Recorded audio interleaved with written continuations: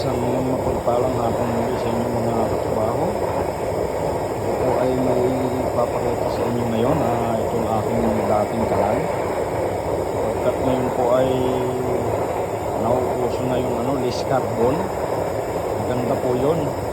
Kasi yung ating mga kaibigan na gumagawa nun ay talagang tinutuklas po nila yung mga para hindi masyadong maabala sa maghalukay dun sa langis, pero yung mga nakahangang nakahang nozzle na ginagawa nila. Pero yun po ay pwede rin po sa mga ordinaryo ang nozzle. Yun lang po ay depende sa ating pagsindi, depende sa ating ng apoy. Kasi dito po pwede rin pong mangyari dun sa ordinary ang nozzle. Ang tatlo ang faktor niyan eh. Ito po yung dati ko po itong kalan, dati rin ang nozzle. Pero tatlo po ang faktor niyan para ito ay less carbon din, no? Ito, una, kailangan malinis ang langis mo. Pagdalawang faktor, kailangan nakalibel yung langis mo. Palaging nakalibel po yung sa level na kanyang dapat gaano kalami. Patatlo ay yung iyong blower, dapat ang hangin at saka ay tama doon sa ibubugan niya. Kasi kailangan lang mong mahalukayan ng maayos ang langis para hindi siya nagkakarbon. At saka pag siya ho'y nagkulang, kailangan ay lumibel ulit doon sa kanyang level. Kasi ganyan po ang ng liquid Pag inahalukay dyan, hindi mo makikita yung mga residue na nasa kanyang nakalahok sa kanya. Ang ating ginagamit po used oil Used oil ang ginagamit natin, hindi mo maiiwasan talaga yan ay may dumi. Kaya pag yan mo ay kumulang ang langis, susunogin po yan, iinit masyado, yung mga residue niya, magiging abo o magiging carbon.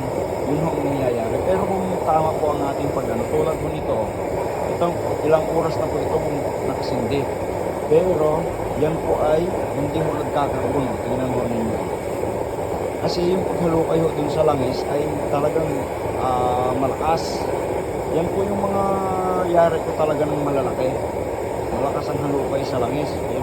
Tingnan mo yung langis. Pero yan may posibilidad din na magkarbon pag yan may kulang ang langis. Nagkulang po siya, iinit, pati yung chamber sobrang init, matutuyo po yan.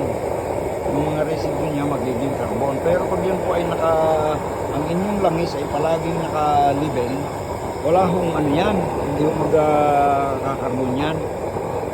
Ganon din po yan dun sa mga ginagawa nila ngayon. Kaya nga lang talaga, yun ay less kasi yun po binubutasan ng ilalim Pag yan may butas ng ilalim, sapagkat po siya ay nakakawang, ay mayroon talaga siyang halukay dun sa ilalim. Talagang mahalo ng todo yung langis.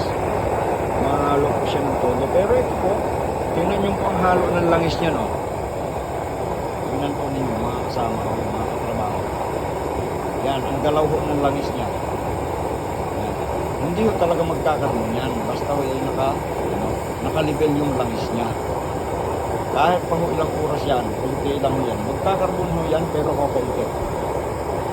Pero yan yung mga ganyan, kahit ho ganyan na sasabihin natin na hindi magkakarbon din po yan. Less lang, nababawasan. Kasi nahahalukay nga po siya.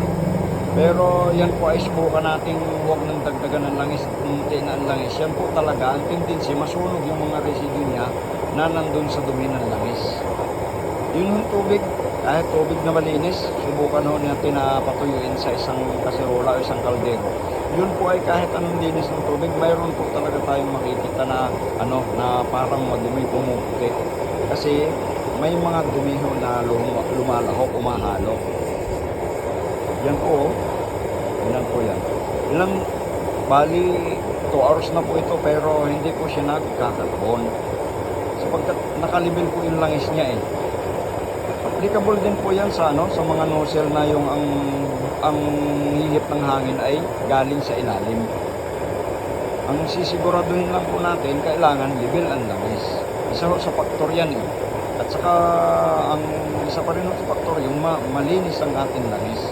Less carbon po yun. At saka isa pa yung ating blower. Yan po ginagamit yung blower. Na parang sasok. Yan po. Yan po, kanina po yan, pero ang level ho ng langis, hindi ko level ng langis para hindi ko siya mag-carbon kagad. Pero, kakaroon po talaga ng carbon yan. Kahit pa ho yung mga nakahangang nozzle, magkakarbon din po yun. Least nga lang po, kasi gawa ng butas po niya, ay mayroong butas sa ilalim, talagang nakahalukay ng tubig yung langis niya. Yan po. 2 hours na po yan na hindi nagkakarbon. Pero subukan po natin subukan po natin huwag i-level ang langis. Tingnan niya. Hindi ko na sinalinan langis. Ang nangyayari, talagang magkakarbon po yan. Kasi yung residue niya ay nasusunog. Yan. Magkakarbon po talaga yan. Tingnan po ninyo. Pero pag nakalibel, mawawala ko yung carbon yan. Hindi po mahalata na may carbon kasi nakalibel yung langis. Subukan po natin sa natin.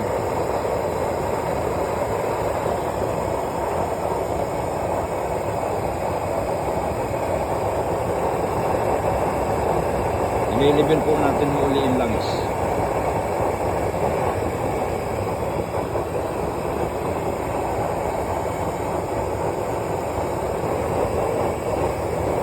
Yan, naubusan po ako ng langis. Mga kasama. Yan. Talagang ang tendency po talaga niyan, pag kukunti ang langis magkakarbon kasi nasusunog. Pero pag nakalibel, tingnan ho ninyo, nakalibel na huli ang langis. Yun, nawawala ho yung mga residue kasi napapahalo ho dun sa nahahalukay. Yan, tingnan po nyo. Yan, sinalinan ko ng langis.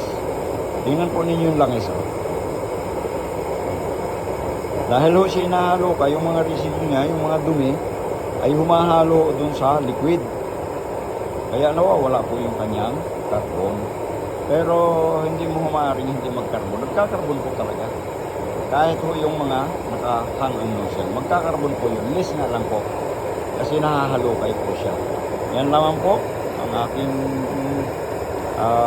maituturo sa inyo at maitututorial na kahit po yung mga ordinary ang nozzle, yan po ay hindi magkakarbon pagka nakalibel ang langis. Magandang hapon po. Pagpalain po tayo ng Panginoon.